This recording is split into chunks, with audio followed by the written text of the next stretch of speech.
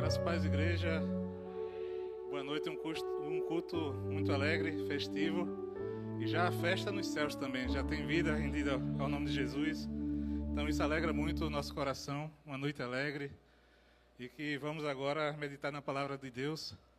Lá no Salmo 104:34, diz: a minha meditação ao seu respeito será suave, eu me alegrarei no Senhor. Vamos nos alegrar então, aqui na palavra de Deus, meditar na sua santa palavra. E nessa noite, o tema da mensagem é justamente um Deus desconhecido. E o tema, o texto base, está lá no livro de Atos, creio que muitos irmãos já conhecem. Gostaria de abrir lá em Atos, eu estou aqui com a versão NVT, Atos capítulo 17. E aí a gente vai ler a partir do verso 16. Queria até fazer um pouco diferente, ler um trecho um pouco maior. A gente vai ler aqui Atos 17, do verso 16 até o 34, justamente para a gente acompanhar o desenrolar desse relato bíblico, dessa história bíblica aqui. Então está escrito assim, é justamente quando Paulo ele anuncia as boas novas em Atenas, lá na Grécia.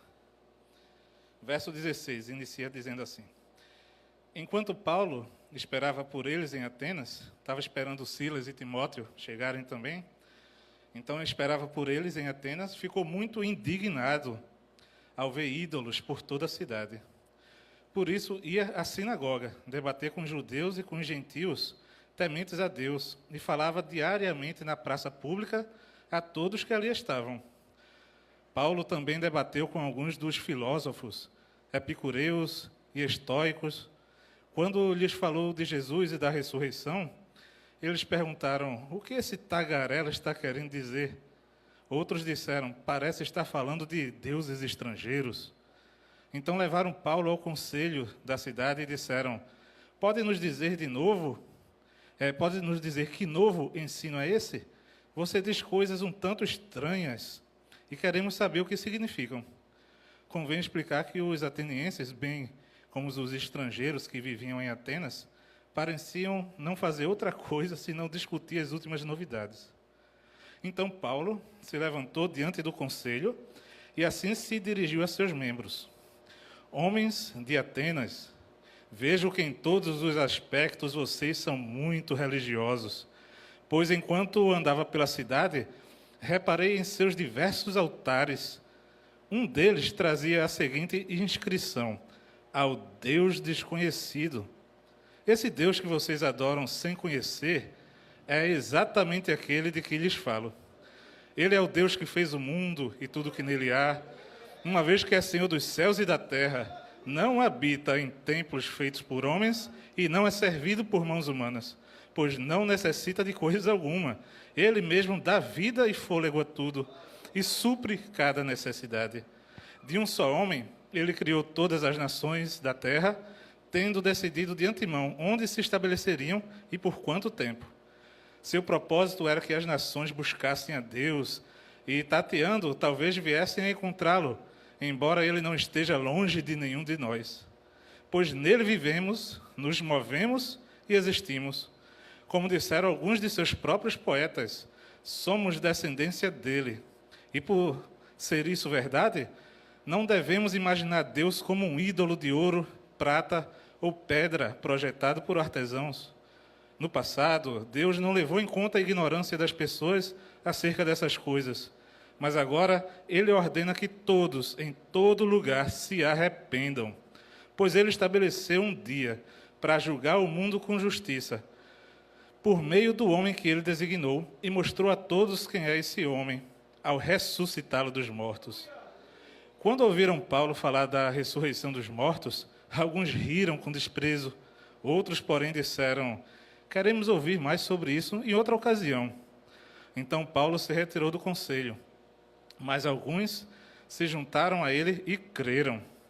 Entre eles estavam Dionísio, membro do conselho, e uma mulher chamada Dâmaris e alguns outros. Vamos agradecer a Deus pela sua palavra. Senhor nosso Deus, te agradecemos pela tua bendita palavra que chega até nós nessa noite, ó Deus. Meu Pai, quantos e quantos estão sem te conhecer?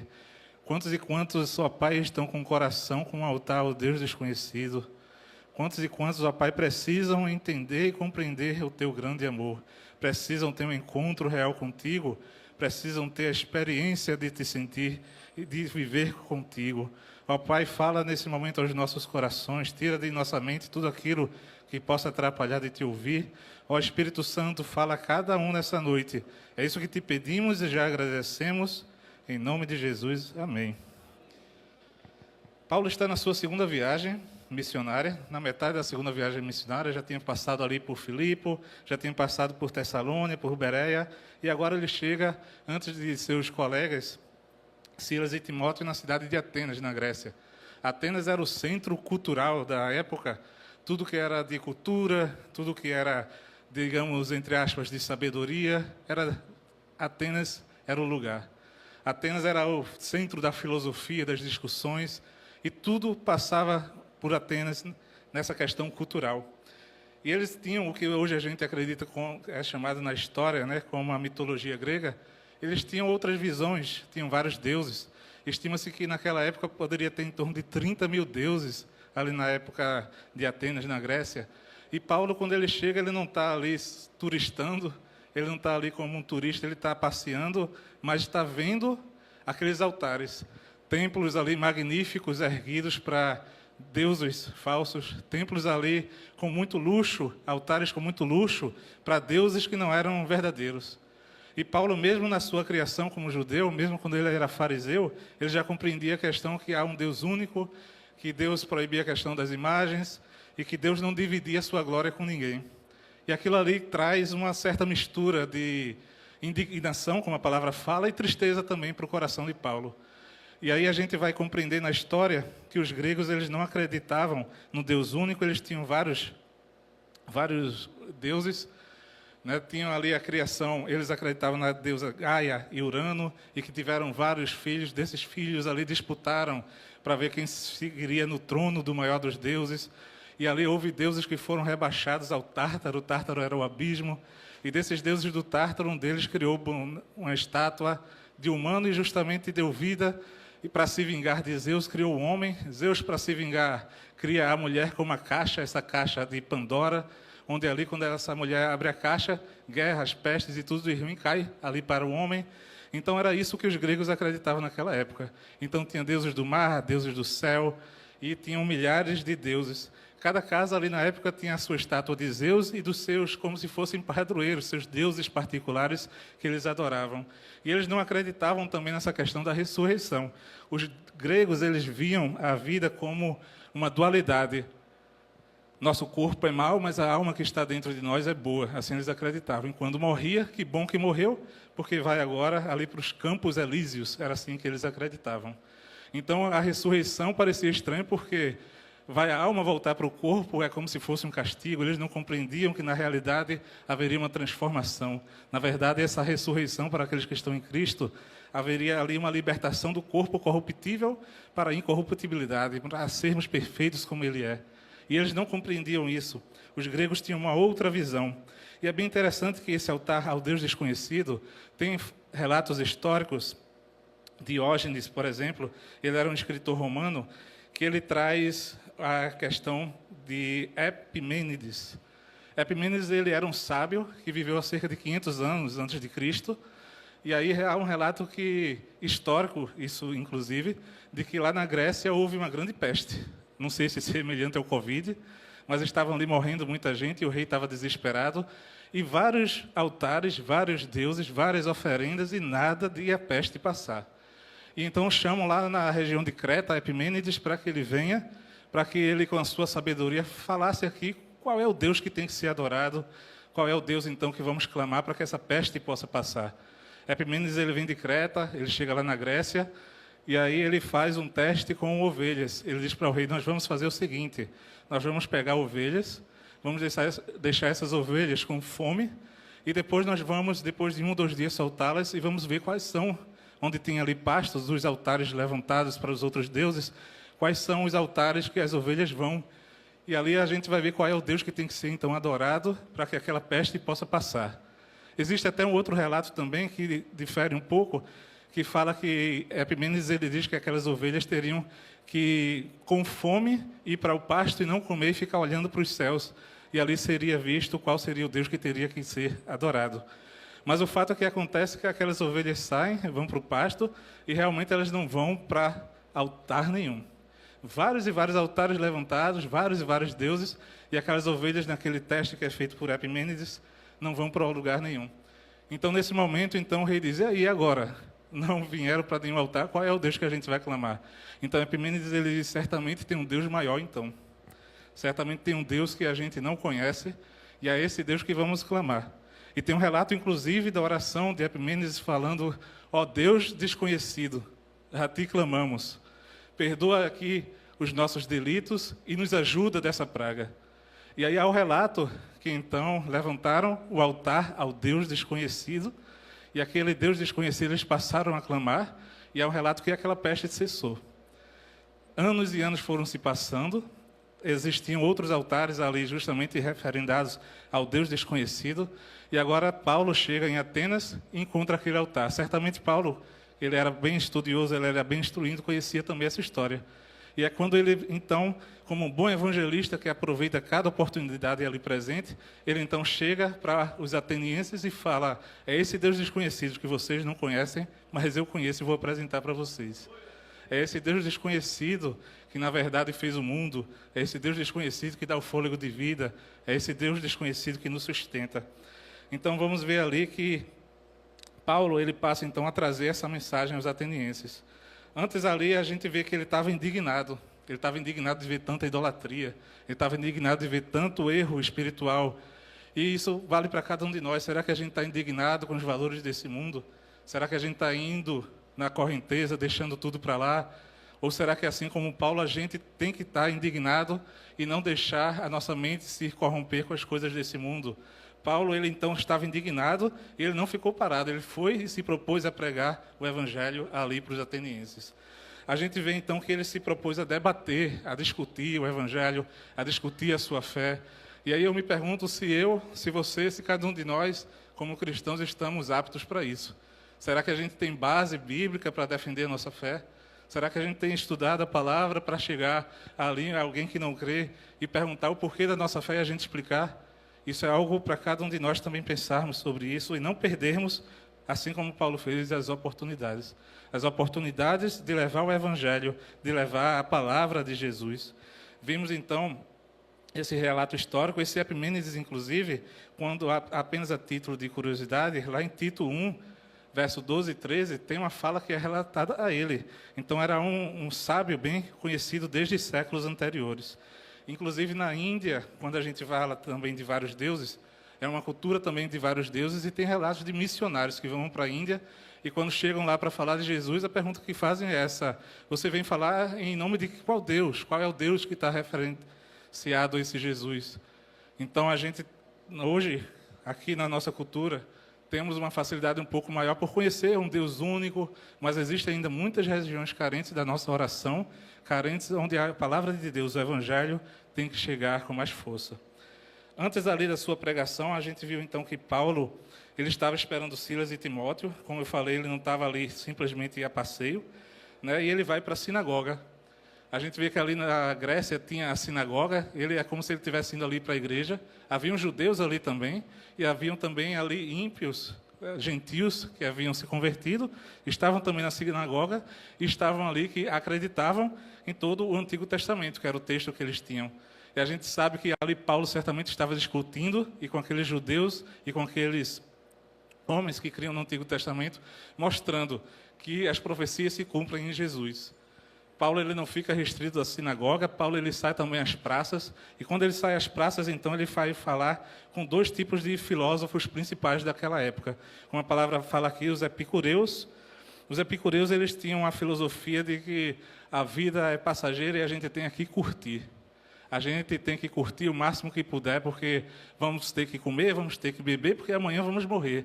Então, o que você puder fazer para curtir, faça. Essa era a visão filosófica dos epicureus. Então, chega Paulo e quebra essa visão deles, dizendo, não, não é assim não. Tudo que a gente fizer, a gente vai dar conta, vai ter um juízo. Não é simplesmente aproveitar aqui ou agora, tudo que fizermos vamos dar conta, haverá um juízo. Então ali Paulo passa a confrontar aqueles filósofos, vem também os estoicos eles tinham uma outra visão, a visão de que a gente não deve se envolver com nada, a gente tem que se abster de tudo, a gente não pode sofrer, até porque o nosso destino já está traçado. Se eu tenho um problema, aquele problema já está traçado para mim, nada vai mudar, não adianta eu fazer nada contra aquilo.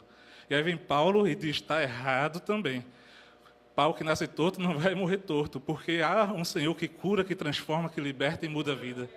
E ali Paulo ele debate com aqueles filósofos, mostrando que há transformação, que há renovação, que há mudança e que há esperança em Jesus. Aquilo ali é tudo muito novo para aqueles filósofos, e eles passam então a chamar Paulo de tagarela. Isso é um tagarela. A gente é filósofo, a gente estuda muito, e vem um camarada aqui de longe falar coisas diferentes. E qual é o perigo disso nos dias de hoje também? Eu tenho pós disso, eu tenho pós daquilo, isso aqui é uma palavra retrógrada, isso aqui é uma palavra que tem que ser atualizada. Qual é o perigo, muitas vezes, da gente achar que é demais e as coisas de Deus passam a ser loucura aos nossos olhos? Quando a gente olha só com os olhos da carne, a gente não tem a visão espiritual, a gente acha que sabe demais, que está muito instruído, que tem muito título, que tem muito diploma, mas não sabe nada de Deus. Não adianta ser instruído nesse mundo e no seu coração tem um Deus desconhecido. Não adianta você saber muito sobre algo, mas não saber nada sobre Deus. Esse é um alerta nessa noite que serve para mim, para você, para todos aqui presentes. Paulo ele fala ali de Jesus, que Jesus não veio assim como os estoicos nesse mundo para aproveitar. Ele veio para pregar, ele veio para sofrer por mim e por você. Paulo ele fala ali com os estoicos de que Jesus, diferente do que eles acreditavam, não veio a esse mundo indiferente. Ele veio para sentir a nossa dor. Ele veio para sentir na pele o que eu e você passamos. Mas mesmo assim ele não pecou. Mas mesmo assim ele se manteve fiel ao Pai. Paulo ele traz ali uma filosofia diferente. E isso chama atenção. E por chamar tão atenção, é levado então ali para a região que é chamada de Areópago. Era uma grande pedra. Nessa grande pedra era onde fazia as reuniões, era como se tivesse o conselho, o Supremo Tribunal ali da época, e eles iriam então conversar com Paulo que doutrina nova é essa que ele estava trazendo, que doutrina é essa de ressurreição, de um Deus que veio a esse mundo, um Deus que ressuscitou, e queriam então conversar com Paulo sobre essa nova doutrina. Então foi no texto que a gente viu, então, resumindo ali a pregação de Paulo.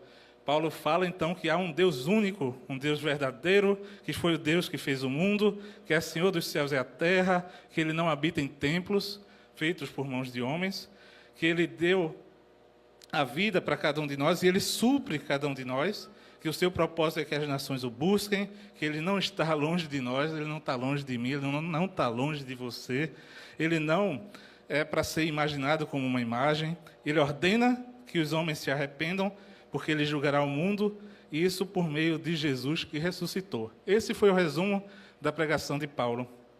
Então, aquela pregação ela causa ira nos judeus, porque os judeus tinham Jesus como um impostor, não acreditavam em Jesus. Causa ira ali nos atenienses, porque os atenienses tinham vários deuses, não acreditavam em um Deus único, e é algo que impacta.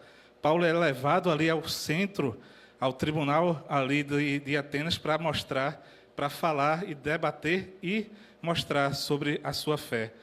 Então, ele não estava mostrando um Deus morto, ele não estava mostrando mais um ídolo, ele estava falando de um Deus único, um Deus poderoso, e era um Deus, como estava lá naquele altar, o Deus desconhecido, ele estava apresentando aos atenienses para que eles conhecessem. E é bem diferente que esse Deus que os atenienses não conheciam, é bem diferente dos deuses gregos, porque os deuses gregos, na sua época, eles acreditavam que usavam os humanos para o seu bem-querer. Então, os humanos eram utensílios, eram marionetes dos deuses para o seu bem-querer. Mas, diferente daqueles deuses gregos, o Deus verdadeiro, que se materializou 100% homem, 100% Deus, Jesus ele veio ao mundo por amor a mim e a você, por amor a cada um de nós. Então, isso trazia um impacto muito profundo naquela cultura daquela época. Eles não entendiam isso e Paulo foi explicando.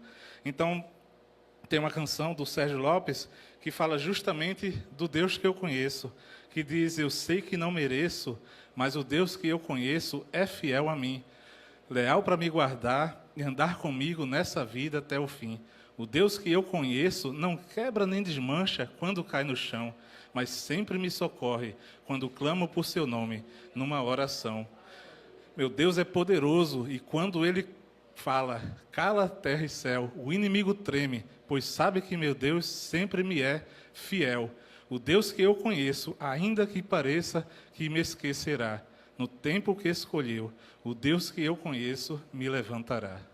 E isso é a fé de cada um de nós quando a gente passa a conhecer Deus. Quando Deus passa, não é mais um desconhecido para nós, quando passamos a ter intimidade com a sua palavra, quando passamos a ter intimidade com Deus, a intimidade no dia a dia, na oração, e quando sentimos a transformação, o Espírito Santo mudando o nosso pensar, o Espírito Santo mudando o nosso agir, Deus mudando a nossa história e a nossa vida. Então a gente passa então a conhecer verdadeiramente Deus e passamos a ser úteis para glorificar o nome dele, não para a nossa glória.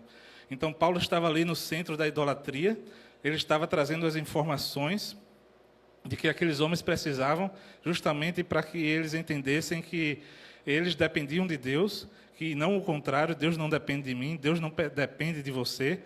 Paulo, ele prega ali para aqueles atenienses, né, naquele momento ali que ele está no aerófago, não era uma multidão, era o conselho que estava ali reunido, para ouvir justamente a sua visão de fé, a sua visão de filosofia, trazendo uma nova doutrina, e Paulo passa a pregar ali para os atenienses.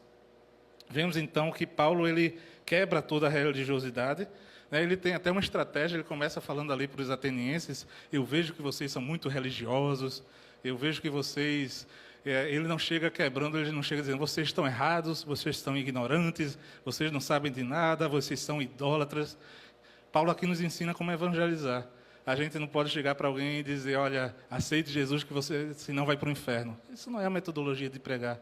É justamente entender o amor de Deus, é entender que Jesus Cristo veio a esse mundo por amor de mim e você, e que Ele quer habitar no seu coração. Essa é a palavra do Evangelho, desde João Batista: arrependei-vos porque é chegado o reino dos céus. Essa deve ser o nosso dia, essa deve ser a nossa pregação para aqueles que não conhecem a Jesus, para que eles possam sentir o amor verdadeiro de Deus habitando em seus corações. Então, esse Deus, ele, nos relatos bíblicos, desde o Antigo Testamento, o Deus que nós conhecemos, o Deus que eu conheço, o Deus que você conhece, ele se revelou ali para Moisés. E tem trechos bem interessantes quando a gente vai para a escritura bíblica, no original, que quando Deus fala, digamos, o seu nome, a escritura bíblica traduzindo é como se fossem 4 vogais, é YHWH. Isso não tem uma palavra, como é que eu vou falar 4 vogais seguidas para mencionar o nome de Deus? Então, muitas vezes, os próprios judeus, há relatos históricos que, para não profanar o nome de Deus, eles então falavam mais aproximado, que é justamente o que a gente conhece hoje, como Yahvé, Javé, Jeová.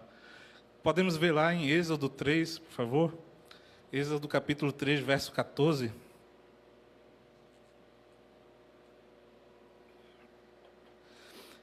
Qual é o Deus desconhecido? É esse Deus aí. Deus respondeu a Moisés: eu sou.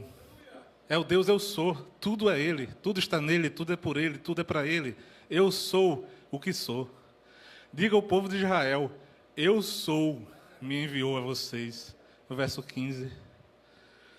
Deus também instruiu Moisés: diga ao povo de Israel, Javé, que é essa palavra, 4 consoantes, o Deus dos seus antepassados, o Deus de Abraão, o Deus de Isaac, o Deus de Jacó me enviou a vocês. Esse é o meu nome para sempre, o nome pelo qual serei lembrado de geração em geração. Salmo 83, 13. Lá no Salmo 83, traz justamente referência ao nome do Senhor também. Ó meu Deus, espalhe-os como folhas, não redemoinham como palha ao vento. Mais uma vez, sempre é citado no original ali o nome do Senhor. E Isaías 42, 8. Isaías 42, 8 diz: eu sou o Senhor. Este é o meu nome. Mais uma vez, no original, as sílabas que a gente falou. Eu sou o Senhor, este é o meu nome. Não darei minha glória a ninguém, Não repartirei meu louvor com ídolos esculpidos. É o Jeová. Esse é o Deus que era desconhecido para os atenienses, é o Deus verdadeiro. É o Jeová Jireh, aquele que traz provisão. É o Jeová Shalom, aquele que traz paz. É o Jeová Rafá, aquele que traz cura. É o Jeová Messi, que é a nossa bandeira. É Ele que é desconhecido para muitos, mas para mim e para você está conhecido e está aqui no nosso coração, mudando nossas vidas, transformando nossa história, como foi cantado aqui hoje. E é o maior de todos os nomes. Vamos ver lá Filipenses, capítulo 2, verso 9. É o maior de todos os nomes, não há nome igual a ele, não há nome igual ao eu sou. Por isso Deus o elevou ao lugar de mais alta honra e lhe deu o nome que está acima de todos os nomes, para que, ao nome de Jesus, todos os joelhos se dobrem nos céus, na terra e debaixo da terra, e toda língua declare que Jesus Cristo é o Senhor, para a glória de Deus, o Pai. Atos, capítulo 4, verso 12, lá no livro de Atos também, diz: não há salvação em nenhum outro, não há nenhum outro nome debaixo do céu, em toda a humanidade, por meio do qual devamos ser salvos. É o maior nome que existe, o nome do Senhor.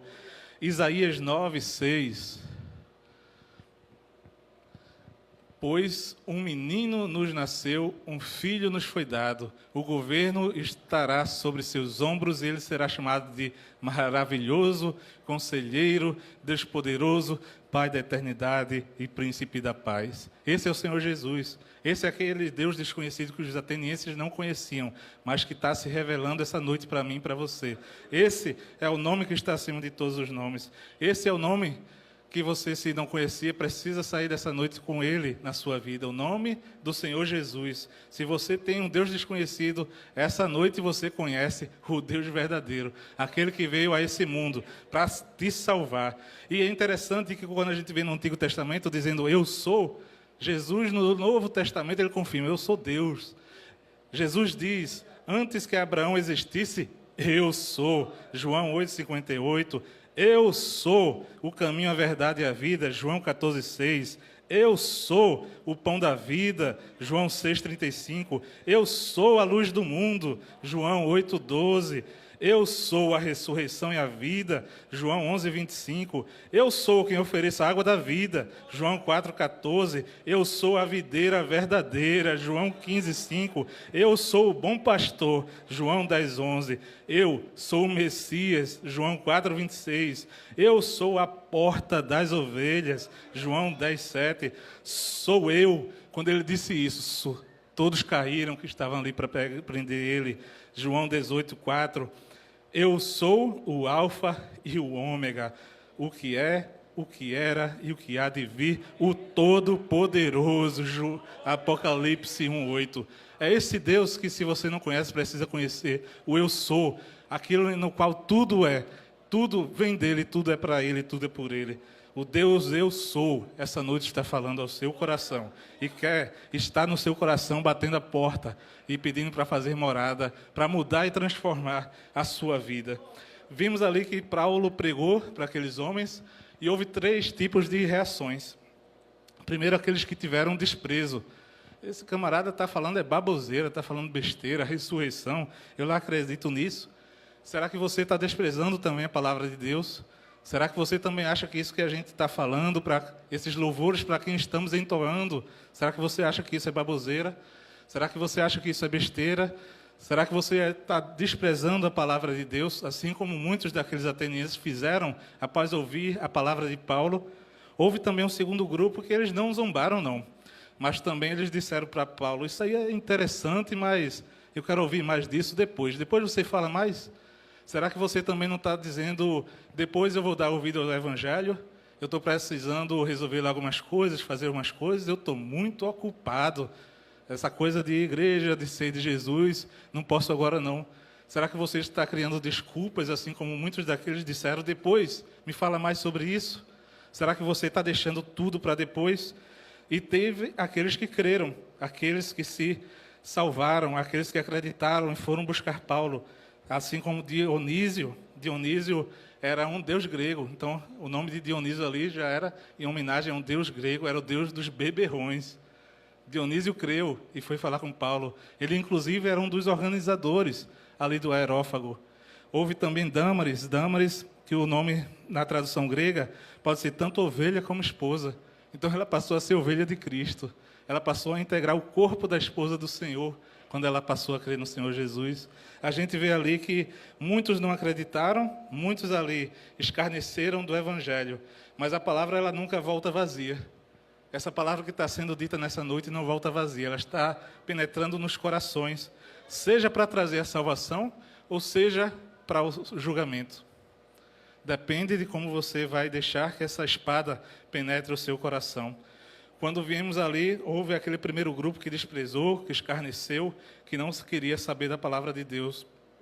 Aquele outro grupo que queria depois, como eu falei, eles não zombaram, mas também eles não se entregaram. Quantas e quantas vezes a gente é assim?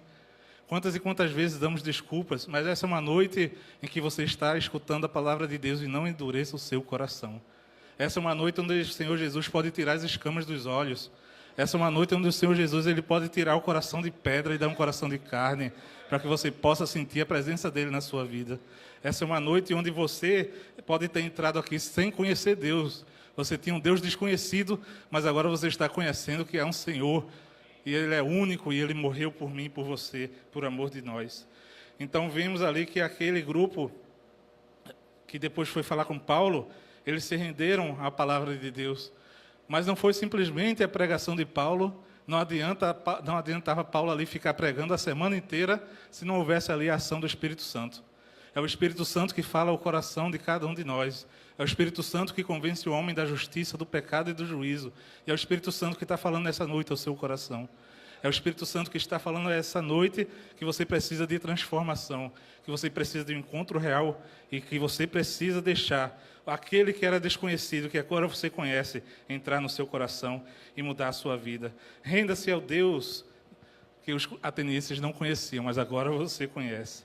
Então você conhece que Ele é amável, você conhece que Ele é Salvador, você conhece que Ele andou aqui, que Ele foi quem se entregou por nós e que Ele foi ali o seu fiador. A gente tem uma dívida que nenhum de nós poderia pagar para com Deus, a dívida dos nossos pecados, a dívida dos nossos erros. E não adiantava ser bonzinho, fazer caridade, porque nunca nossa dívida seria paga. Mas ali é interessante que quando Cristo está na cruz, que Ele está ali sofrendo, que Ele diz está consumado, tetelestai, Ele está dizendo uma expressão que na época era significava está pago, está consumado. Então, Ele estava verdadeiramente pagando a minha e a sua dívida naquele momento. Você já se entregou a Jesus, já conhece Jesus? Você já deixou os seus pecados de lado, já pediu a Ele perdão dos seus pecados? Essa é uma noite para que você possa ter um encontro real com Jesus. E quando a gente tem um encontro real com Jesus, a gente não quer nunca mais deixar de conhecer cada vez mais. A gente fica com fome, a gente fica com sede de buscar a presença do Senhor e de entender o agir do Senhor. Então, não é à toa que viemos para a igreja, para a escola bíblica dominical, para o culto, para louvar, porque a gente está cada vez mais querendo conhecer do Senhor em nossas vidas e alegres por tudo que Ele fez por nós, por a transformação e por sermos novas criaturas. Então, muitos hoje, infelizmente, ainda têm um Deus desconhecido, ainda não conhecem verdadeiramente Deus. Mas Deus se revela em Cristo Jesus. Talvez você tenha uma outra cultura, um outro tipo de religiosidade, e que você nasceu desse jeito e pensa que vai morrer desse jeito, não vai mudar. Talvez você pense ali como os estoicos pensavam. Mas eu digo para você que Jesus ele pode transformar. Jesus ele pode mudar. Basta você ter um encontro real e conhecer verdadeiramente o amor dele. Quando a gente tem, então, esse encontro, como eu falei, com Jesus, tem um louvor do Ministério Apacentar, que é Te Conhecer, que fala justamente isso. Tudo o que quero está em Ti. Toda a minha vida eu te entrego, pois não há outro além de Ti. Tudo que eu posso conquistar não se compara à Tua presença, nem ao prazer de Te adorar. Dias vêm, dias vão, e em meu coração só aumenta o desejo de Te encontrar. Agradecido eu sou pelo que já recebi, mas não estou satisfeito, eu quero mais. Te conhecer e prosseguir em Te conhecer. Este é o alvo da minha vida, Senhor. Te conhecer e prosseguir em Te conhecer. é tudo que eu quero para a minha vida, Senhor. É bem interessante isso. Vamos repetir. Jesus, eu quero te conhecer. Vamos lá. Jesus, eu quero te conhecer e prosseguir em te conhecer. Vamos de novo. Jesus, eu quero te conhecer e prosseguir em te conhecer. Glória a Deus, aleluia. Essa é o nosso desejo, conhecer cada vez mais do Senhor. Então, talvez você tenha criado deuses para você mesmo. Você tem outras coisas que são prioridade na sua vida ao invés de Deus. Isso também é idolatria. Se você tem algo que é na sua vida mais importante do que Deus, isso também é idolatria. E em nome de Jesus, toda idolatria nessa noite pode ser quebrada. Você pode ter um encontro real com Jesus. E você pode, então, sentir a presença daquele Deus verdadeiro que deu a vida, que morreu, mas que ressuscitou no terceiro dia. Está vivo pelos séculos dos séculos. Então, aqueles atenienses não conheciam o Deus verdadeiro, o Deus Salvador, o Rei dos Reis, que foi o nosso fiador, aquele que pode fazer com que no dia do julgamento o nosso nome esteja no livro da vida. Essa é a maior vitória de todas. Não é a vitória de ser uma filosofia mais bonita, não é a vitória de ser um país melhor, não é a vitória de ter um alvo alcançado, de ter um diploma alcançado. A maior vitória é naquele dia o seu nome estar no livro da vida. Essa é a vitória que você tem que buscar. Esse juízo é real. Será que você tem sido como os epicureus? Será que você tem sido como os estoicos? Será que você tem sido como aqueles que não acreditam na ressurreição? Essa é uma noite em que eu desafio para que você compreenda e deixe o amor de Deus entrar no seu coração. Porque no seu coração tem um vazio, que é só o amor dele que pode preencher. Então, vimos ali que Paulo, ele discursou com grandes mestres e que muitos não deram ouvidos, infelizmente.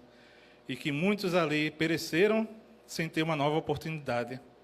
Então, Deus quer, a palavra de Deus fala ali, Paulo fala que Deus ordena que os homens se arrependam. Ele não diz assim, Deus sugere, Deus acha melhor, ele diz, Deus ordena que você se arrependa. E por quê? Justamente ele completa, porque haverá um julgamento.